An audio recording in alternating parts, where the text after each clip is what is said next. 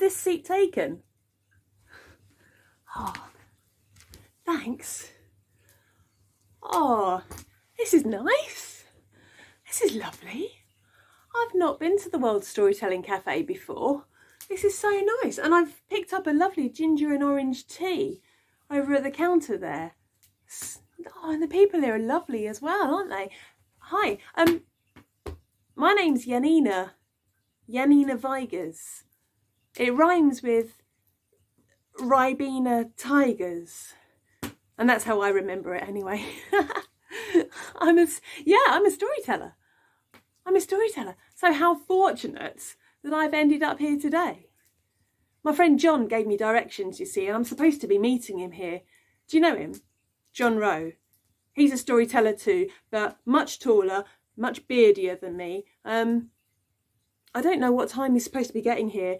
Who knows with storytellers? You know how it goes. I could be waiting for hours.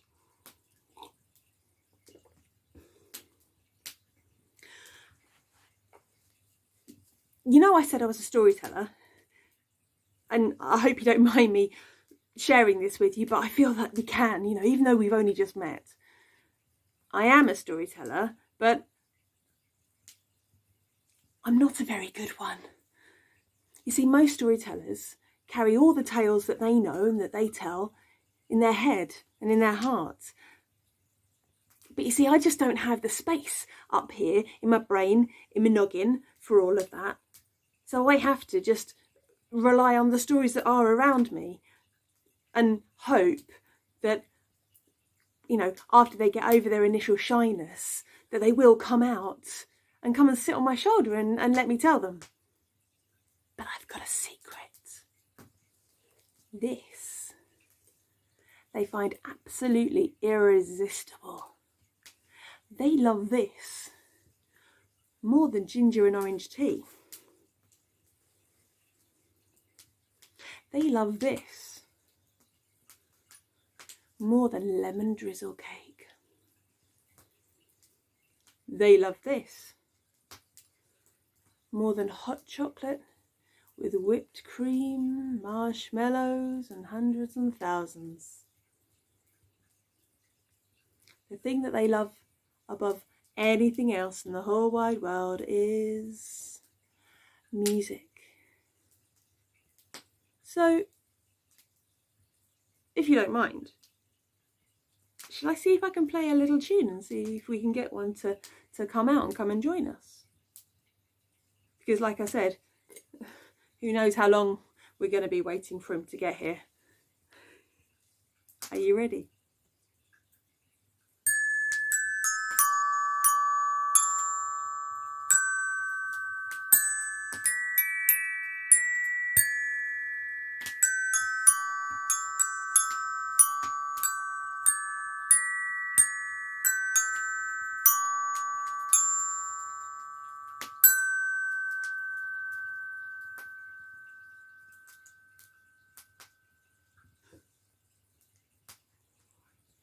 Stay exactly where you are. Nobody move. Let me just see if I can.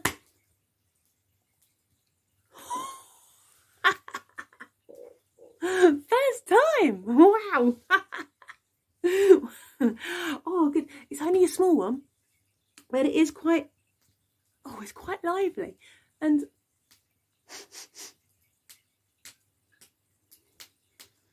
I'm not sure what story it is. I thought it might be a troll story because it had a bit of a, bit of a whiff about it, but it's not a troll story. Should we see what it is? Are you ready? Can you give me a countdown? Are you ready? We'll do it together. Here we go. 3, 2, 1. Come on.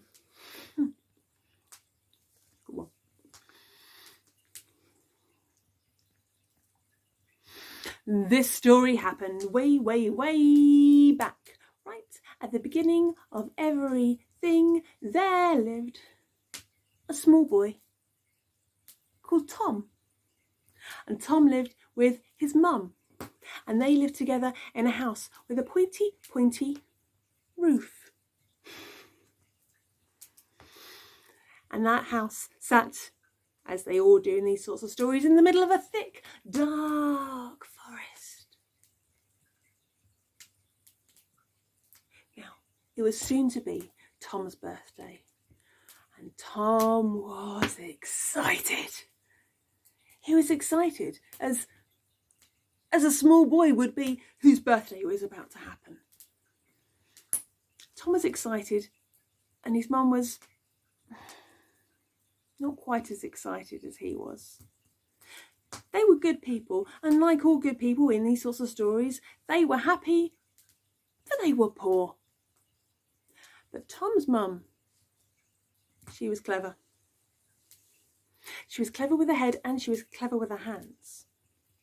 And so every day, as she walked out of her cottage and through the forest, out into the meadow and onto the path that led to the market, she would keep her eyes down, checking on the ground for any shiny small things that might have fallen from other passers-by pockets. Have you ever found a coin on the floor and picked it up? Maybe a 5p or a 10p or a 50p. They're the big ones. Maybe even a £1 coin. Tom's mum scrimped and saved and picked up pennies from the floor and filled up her jar until it was full to the top, full to the rim, full to the brim. And when it was, she took that jar down into market and swapped it for 5 meters of soft, dark, blue velvet fabric. She bundled all the fabric up, all the material, under her arm, and she hurried straight home. Now she was excited, because she wanted to give Tom something so special, something so beautiful, so wonderful for his birthday, that he would love it for the rest of his days. And she was excited because she knew exactly what she was going to do.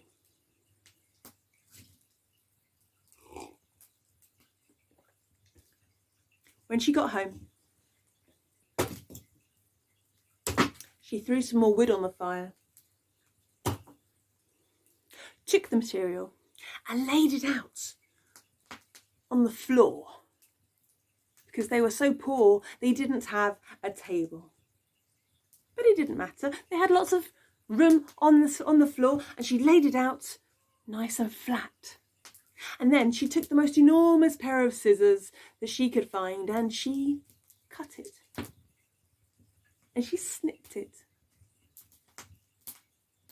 She took one piece of material and laid it on top of another. And then with a needle and thread, do you have a needle and thread too?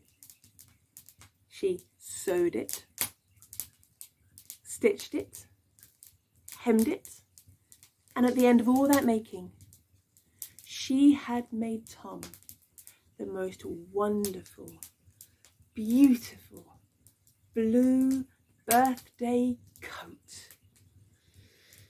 Oh, Tom loved that coat. It was his favourite coat. It was his only coat. But he loved it so much that he wore it outside to play every single day. He loved it so much he wore it outside to play in the sun. He loved it so much he wore it outside to play in the rain.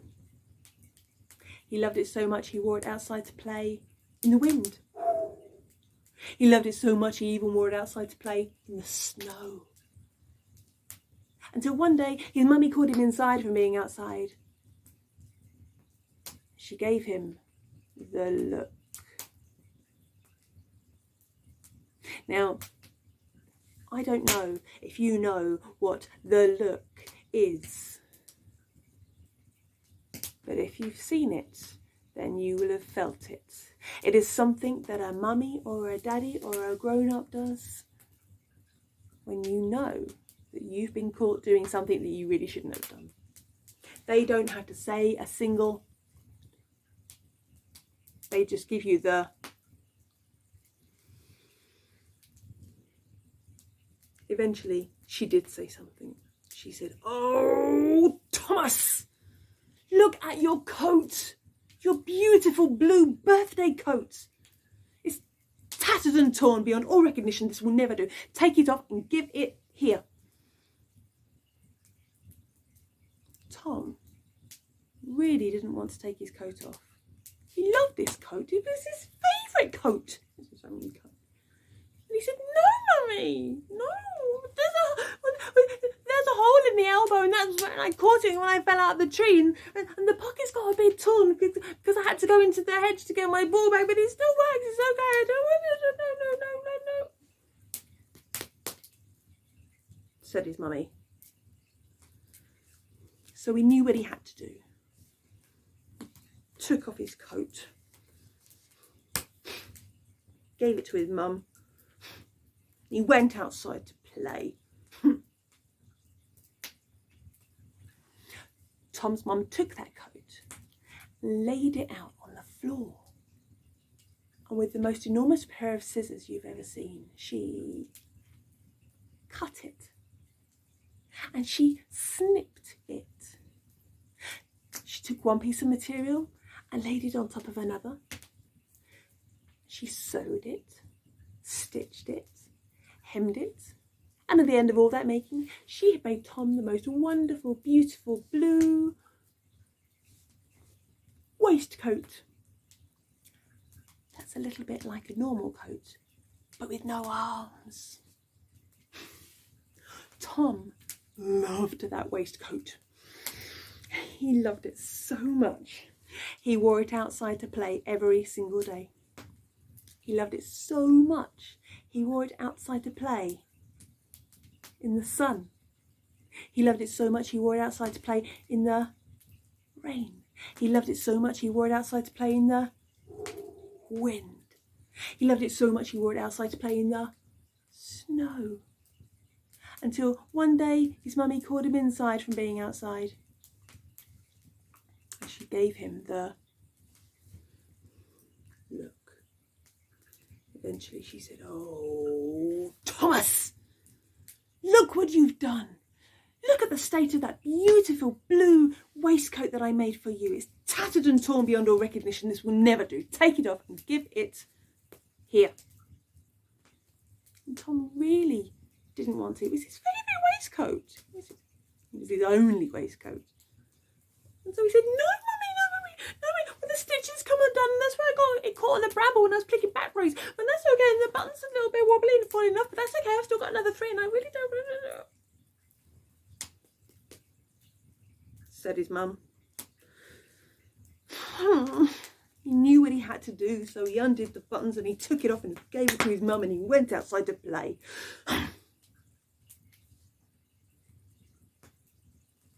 Tom's mum took that waistcoat and she laid it out on the floor, and with the most enormous pair of scissors you have ever seen, she cut it, and she snipped it, and she took one piece of material and laid it on top of another, and she sewed it, stitched it, hemmed it, and at the end of all that making, she had made Tom the most wonderful, beautiful blue hat.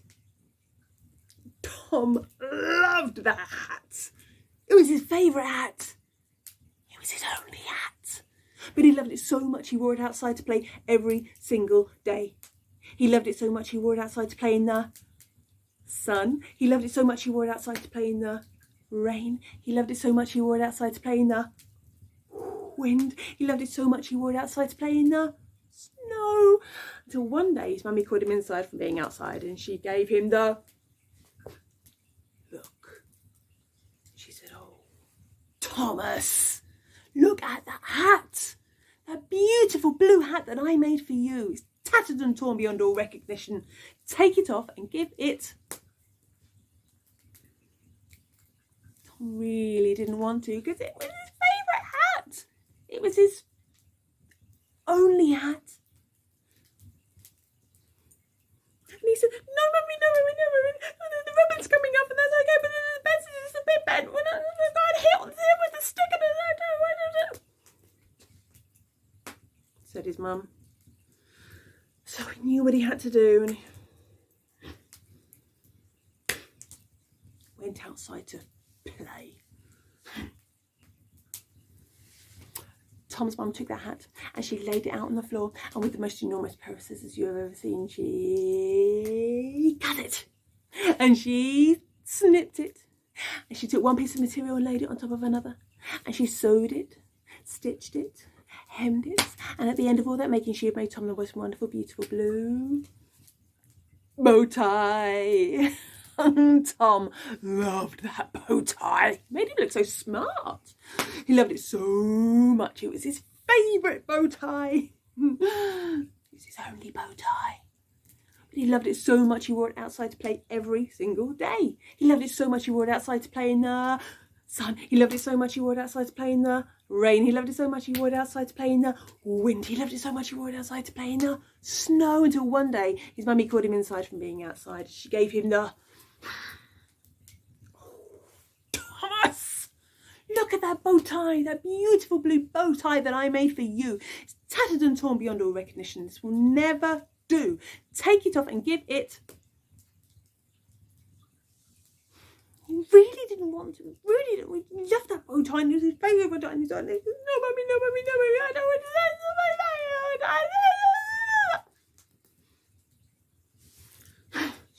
So he undid the bow tie. It was a proper bow tie that he had to untie. And he took it off and he gave it to his mummy and he went outside to play.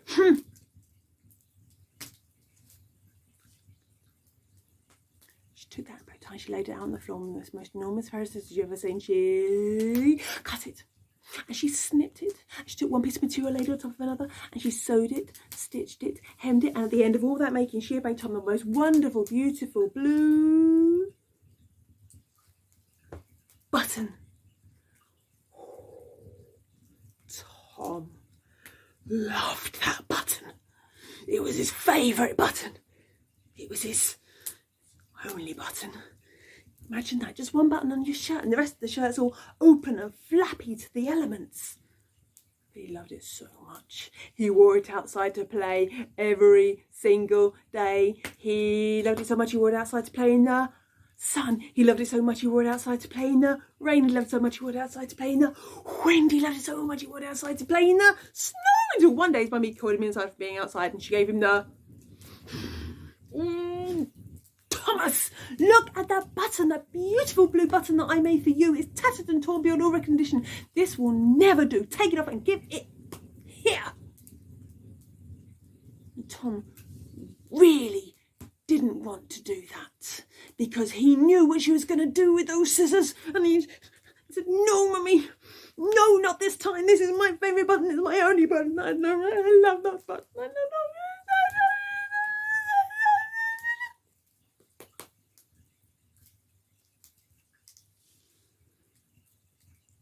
He knew what he had to do, so he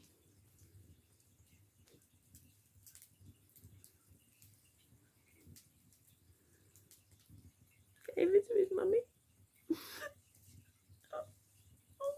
Went outside, sit under the apple tree and just be alone for a while. Tom's mummy took that button and she placed it on top of her fingertip, and with a slightly smaller pair of scissors, it's got to be said, she cut it and she snipped it. She took one piece of material, laid it on top of another, and she sewed it, stitched it, hemmed it, and at the end of all that making, she called Tom inside. Tom! Tom! Thomas! And he came in. Come and sit down, she said. And she took him on her knee. And she gave him the biggest, hugest, most enormous hug that they had ever had.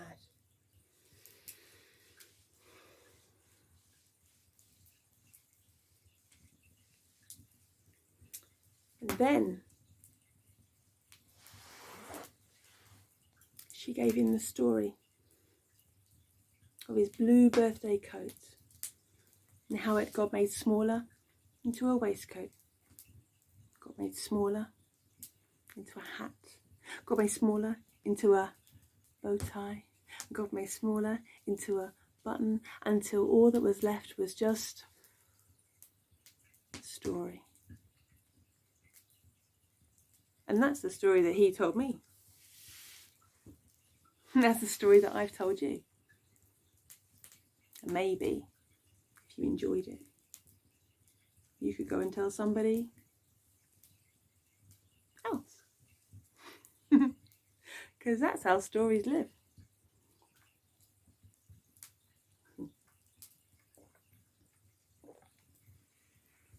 I love that. I love that tale. Because Tom's mum is clever with her head, clever with her hands, and clever with her heart too.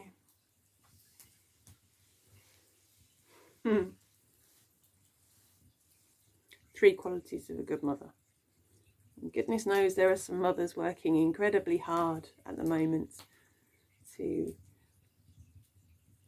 bolster all three of those and more at this time.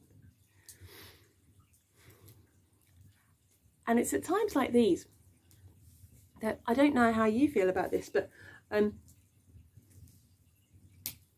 sometimes we wish for something more, for something extra, for something otherworldly to come and help.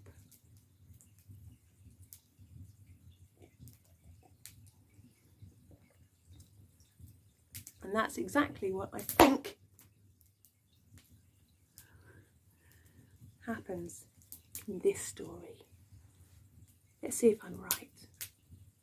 Yeah.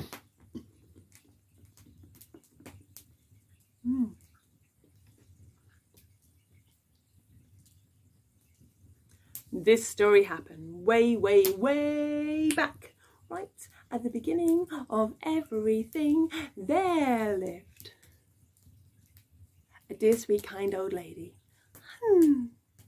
And she lived with her husband, who was a dear, sweet, kind old man. And they lived together in a house with a pointy, pointy roof, which also sat in the same deep, dark forest as Tom and his mum. They had built this house with their own two hands.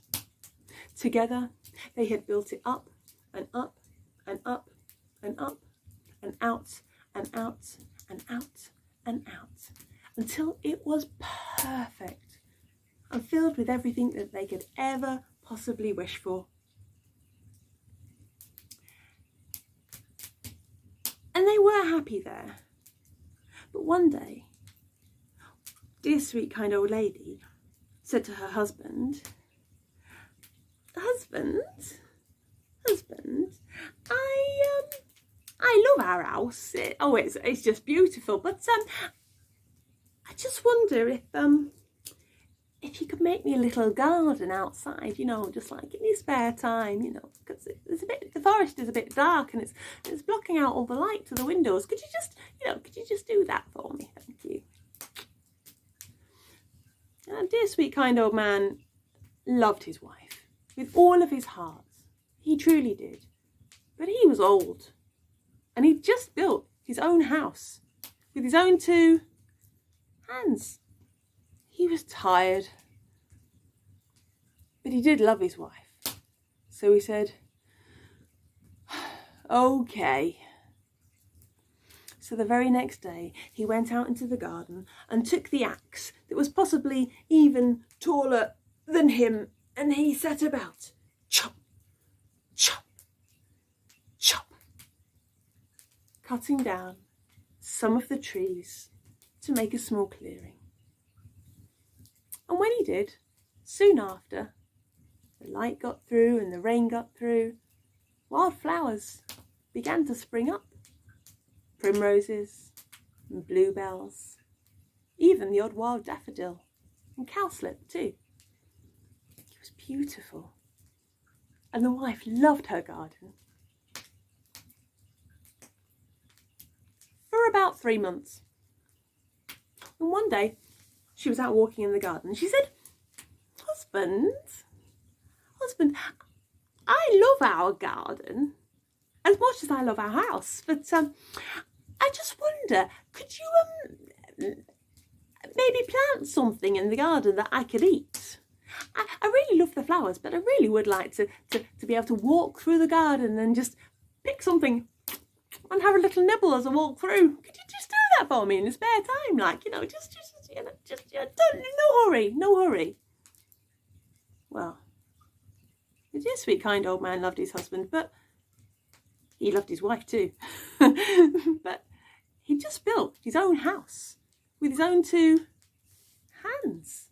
And he just created a garden with his own 2 hands. And he was an old man and he was tired. But like I said, he did love his wife. So he said, okay. So he tottered into his potting shed and had a little look around. There was nothing in there until he looked at the back of one of the shelves. Right at the back, there was a small tin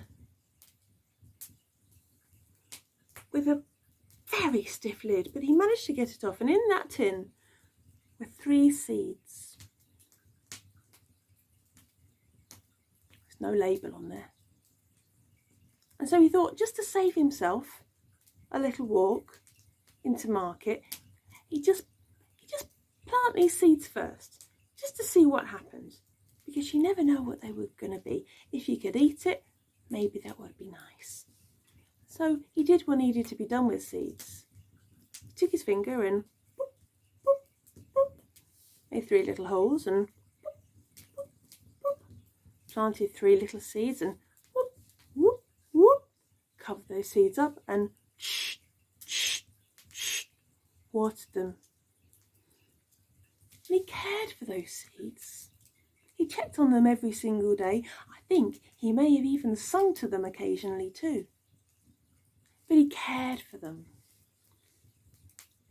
And like all wild things that are cared for, those seeds began to grow. The first seed grew really well. The second seed grew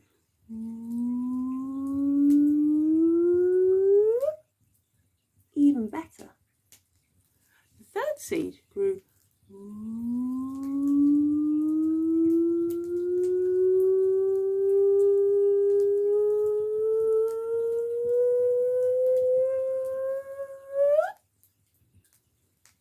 really quite tall. The wife came out and said, Husband, I'm a little bit worried. That seed has done spectacularly well, and I'm slightly worried that if the wind gets up, it's going to fall and crush our beautiful new home. I really think you ought to put it, just pull it up and just be done with it and just concentrate on these 2 seeds instead. Well, to be honest, the old man was a bit disappointed. He wanted to see exactly just how big this enormous triffid could get. But he loved his wife, so he said, okay. He rolled up his sleeves, put his arms or his hands around the collar of the plant. That's the bit where the stalk comes down and meets with the ground. That little bit, just there, it's called the collar. He put his hands around the collar and he heaved and he heaved and he heaved. But that plant was not going anywhere. So he called his wife for a little bit of help. Wife, would you mind coming to give me a little bit of assistance? My back's feeling a bit stiff today. Would you just come a mind and just hold on to me waist there and just give it a little tug as I pull. So the old woman held on to the man and the man held on to the plant, and together they pulled and they pulled and they pulled. But still, that plant was not going anywhere. Don't worry, said the wife. Next door lives a very strong girl, and she's very helpful too. I'll just go and see if she'd like to come round and give us some help. That's exactly what she did. She ran round next door, knocked on the door, explained the whole story to the strong girl, and the strong girl said, of course I'd love to come and help. So she came round. Strong girl pulled on the wife. The wife pulled on the man. The man pulled on the plants, and together they pulled and they pulled and they pulled. But still that plant was not going anywhere. Don't worry, said Strong Girl. My cousin just lives down the road on the farm, and well, he's very helpful. Let me go and see if he'll come and help us. So it's exactly what she did. She ran all the way down to the farm, came back with her cousin. Cousin held on to Strong Girl. Strong Girl held on to the wife. Wife held on to the man. The man held on to the plant, and together they pulled and they pulled and they pulled. But still, that plant was not going anywhere. I know, said the cousin. My mummy and daddy bought me a new puppy for my birthday last week. My puppy loves pulling on things and tugging on things. Why don't I go and see if he'll come and help us as well? And that's exactly what he did. And when he came back with the puppy, he put the puppy down behind him. The puppy pulled on the boy's trouser. The boy pulled on the strong girl. The strong girl pulled on the wife pulled on the man pulled on the plants, and together they pulled and they pulled and they pulled. But still that plant was not going anywhere. Well, they all had to have a serious think. And while they were all doing their thinking faces, the wife spotted a small mouse crawling in and out over her kitchen doorstep. It looked like he was stealing peas from the kitchen. As quick as lightning, she pounced on the mouse, caught it, and said, "Now, you look here, little mouse. You're very welcome to come into my kitchen and come stealing peas as often as you like, but I'm going to need your help." She placed the mouse down behind the puppy. The mouse pulled on the puppy's tail. The puppy pulled on the trouser of the cousin. The cousin pulled on the strong girl. The strong girl pulled on the wife. The wife pulled on the man. The man pulled on the plant. And together they pulled and they pulled and they pulled. And eventually, the most huge, round, vast, spherical root erupted out of the soil. With that, the plant fell on the man fell on the wife fell on the strong girl fell on the cousin fell on the puppy fell on the mouse, and the mouse said, "Eek!" When everybody had got themselves up and dusted themselves off, the wife looked at the root and said, "That's a turnip. I can eat that. Thank you, husband." But it was so big and so enormous and so vast that they couldn't get it inside the kitchen to cook it and eat it. So everybody picked up a scrubbing brush and they scrubbed and they washed and they scrubbed and they washed and they scrubbed and they washed until it was clean. And they chopped and they sliced and they chopped and they sliced and they chopped and they sliced until it was done. And they stirred and they cooked and they stirred and they cooked and they stirred and they cooked and they stirred and they cooked until there was the most enormous vat of soup. In fact, dear sweet kind old lady was so pleased and so thankful to her husband that she gave him a bowl before she served some up for herself. And then she gave some to the strong girl, and then some to her cousin, a tiny little bowl for the puppy, and even a little thimbleful for the mouse. But there was so much soup that there was easily enough there for you. And for you. And for you. For you also. There was some for John. I'll put that to the side next to the fire to keep warm. Who knows how long he's going to be. And there was some there for me too. And everybody sat and they drank, and everybody agreed it was the warmest, most delicious, creamiest tasting soup that they'd ever had. Not because it was made with a turnip, of course. Have you ever tried turnip? No? Oh, let me tell you. It doesn't taste of anything at all. No, this soup was made with love and cooperation and community. And it fed their bellies, and it also fed their hearts.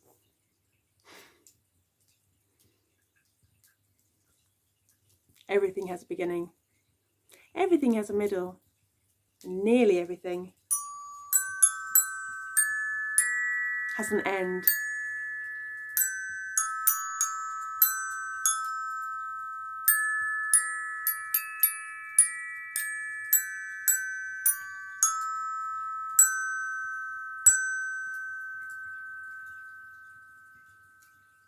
So this is the end of those stories, because I think John's just walked through the door and he's going to want a cup of something. So thanks for listening to me. It's been an absolute pleasure, and I love this cafe. I'm definitely going to come back, and hopefully I'll see you again. Maybe I'll be able to tell you a different story, or maybe you'll be able to tell me one of yours. Thank you so much. Ladies and gentlemen, you have just been listening to the most magnificent storyteller. And did you enjoy that storyteller? Of course you did. And if you enjoyed it, like the minstrels of old, we're passing round the hat. And if you have some, whether it's paper or coin, our storytellers would appreciate what you put in. Every penny you put in goes directly to that storyteller through PayPal. All you have to do is go to worldstorytellingcafe.com. Click on today's stories or click on that storyteller, and there'll be a hat below the story. And you can just drop a little in that hat. Well, thank you for listening. And if you can afford it, we'd appreciate it.